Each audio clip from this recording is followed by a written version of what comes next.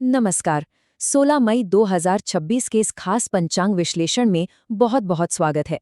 आज हम इन भारी भरकम ज्योतिषीय आंकड़ों को डिकोड करके शनिवार के लिए एक बिल्कुल स्पष्ट और काम का रोड मैप तैयार करने वाले हैं। तो चलिए बिना देर किए सीधे शुरू करते हैं।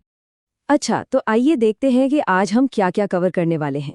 सबसे पहले मुख्य पंचांग तथ्य, उसके बाद शुभ मुहूर्त और जरूरी कार्य, फिर अशुभ समय व सावधानियां, और आखिर में आज के विशेष पर्व और एक खास महा उपाय पर चर्चा करेंगे। तो चलिए सबसे पहले भाग 1 की ओर बढ़ते हैं। मुख्य पंचांग तथ्य जो आज के दिन का आधार तय करेंगे। अगर हम अपने पारंपरिक कैलेंडर के मूल ढांचे की बात करें तो अभी विक्रम संवत 2083 चल रहा है। इसके साथ ही शक संवत 1948 और कली संवत 5128 है। मौसम की बात करें तो ग्रीष्म ऋतु है और सूर्य उत्तरायण में गोचर कर रहे हैं। वहीं पूर्णांत के अनुसार यह शुद्ध ज्येष्ठ मास है, जबकि अमांत के हिसाब से वैशाख का महीना चल रहा है। बस यही वो बुनियादी ढांचा है जिस पर आज का पूरा दिन टिका है। अब जरा सूर्य और चंद्रमा की चाल पर नजर डालते हैं।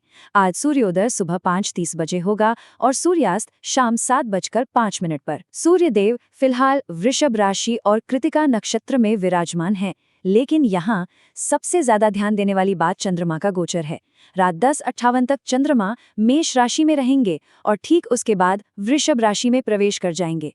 चंद्रमा की ये स्थिति आज के कानूनी मामलों के लिए बहुत ही अहम साबित होने वाली है। अब आते हैं दूसरे और सबसे काम के हिस्से पर, शुभ मुहूर्त और कार्य, यानी वो सटीक समय जब कोई भी महत्वपूर्ण कदम उठाना चाहिए। अब यहाँ जो सबसे दिलचस्प बात है वो ये कि आज का चौघड़िया दिन भर में सफलता के कई शानदार मौके दे रहा है। सुबह 7:17 बजे से शुभ समय शुरू होगा, फिर दोपहर 12:19 बजे से चर, दोपहर 1:59 से लाभ और आखिर में दोपहर 3:41 से अमृतकाल रहेगा। किसी भी नए काम को हरी झंडी दिखाने के लिए ये समय की खिड़कियां एकदम परफेक्ट हैं। इन सब में से दोपहर 3:41 से शाम 5:23 तक का अमृत समय वाकई बहुत ही खास है। पारंपरिक मान्यताओं के अनुसार इसका एक बहुत ही अचूक और व्यवहारिक इस्तेमाल है।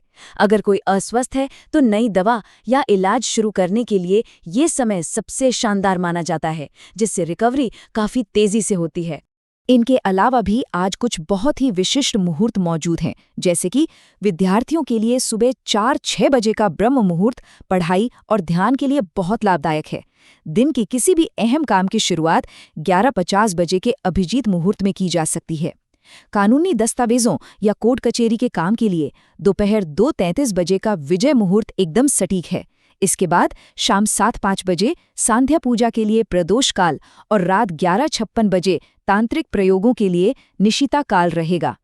चलिए अब रुख करते हैं भाग 3 का, अशुभ समय और सावधानियां, यानी वो समय जहां थोड़ा संभल कर चलना है और किन चीजों से बचना है।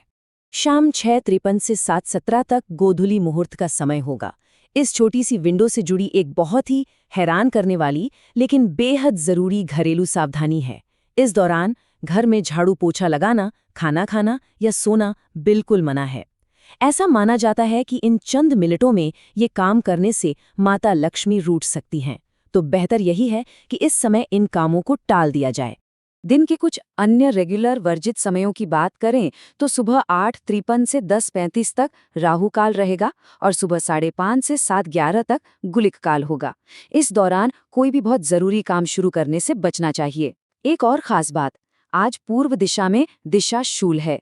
इसका सीधा सा मतलब ये है कि आज पूर्व दिशा की ओर किसी भी खास काम के लिए सफर करने से बचना ही समझदारी है। तो यहाँ सबसे अहम बात यह है कि आज हवन का काम पूरी तरह से टाल देना चाहिए। ऐसा क्यों? क्योंकि रात 1:37 तक अग्निवास पाताल में है, जिसे धन का नाश करने वाला माना गया है, और उसके ठीक बाद अग्निवास आकाश में चला जाएगा, जो कि जीवन के लिए काफी नुकसानदेह माना जाता है। इसीलिए आज के दिन हवन जैसे अनुष्ठान को न करना ही सबसे सही फैसला है। आइए अब इस विश्लेषण के आखिरी और सबसे खास हिस्से की तरफ बढ़ते हैं, भाग 4, विशेष पर्व और महा उपाय। यह वाकई कमाल की बात है कि इस एक शनिवार के दिन कितने सारे अहम पर्व एक साथ आ गए हैं। आज वट सावित्री का पावन व्रत तो है ही, साथ ही स्नान, दान और श्राद्ध की अमावस्या भी पड़ रही है। और इन सबके ऊपर आज शनि जयंती का विशेष अवसर भी है। एक ही दिन में इन तीनों का यह संगम आज की तारीख को आध्यात्मिक नजरिए से बहुत ही शक्तिशाली बना देता है। क्योंकि आज वट सावित्री व्रत है, तो पंचांग में इसके लिए एक बहुत ही खास महा उपाय बताया गया है। इसके 3 बहुत ही आसान से चरण हैं। पहला कदम, बरगद के पेड़ की पूरी विधि विधान से पूजा की जानी चाहिए। दूसरा कदम, पेड़ के तने के चारों ओर 108 बार कच्चा सूत यानी मौली लपेटी जानी चाहिए। और तीसरा कदम, पूरी श्रद्धा के साथ पेड़ की परिक्रमा करनी चाहिए। ऐसा माना जाता है कि यह प्रक्रिया वैवाहिक जीवन के हर संकट को दूर कर देती है। और हाँ, परिक्रमा करते समय जिस विशेष मंत्र का जाप किया जाना चाहिए वो है ओम नमो भगवते वासुदेवाय नमः। परिक्रमा के हर एक कदम के साथ इस मंत्र का उच्चारण करने से परेशानियां दूर होती हैं और यह पूरा अनुष्ठान पूर्ण रूप से सफल होता है। अब इन आध्यात्मिक उपायों के बाद पंचांग से निकला एक एकदम आसान और रोजमर्रा का उपाय भी जान लेते हैं। आज का शुभ खाद्य है अदरक, यानी आज किसी भी जरूरी काम के लिए घर से बाहर निकलने से पहले अदरक का एक छोटा सा टुकड़ा खाना सफलता को अपनी ओर खींचने का एक अचूक तरीका माना गया है ना एकदम आसान सा टिप। इसे आज बहुत आराम से आजमाया जा सकता है। खैर, अब हम इस विश्लेषण के बिल्कुल अंत में आ गए हैं। सोचने वाली बात यह है कि पंचांग के इस सुव्यवस्थित ज्ञान, इन शुभ मुहूर्तों या इन विशेष उपायों में से कौन सी जानकारी आने वाले कल के सबसे बड़े फैसलों को सही दिशा देने वाली है। इस तरह की सटीकता को अगर रोजमर्रा की जिंदगी में उतारा जाए तो यकीनन सफलता के नए रास्ते खुल सकते हैं। इसी विचार के साथ ये विश्लेषण यहीं समाप्त होता है। आज का दिन सभी के लिए बेहद शुभ और मंगलमय हो।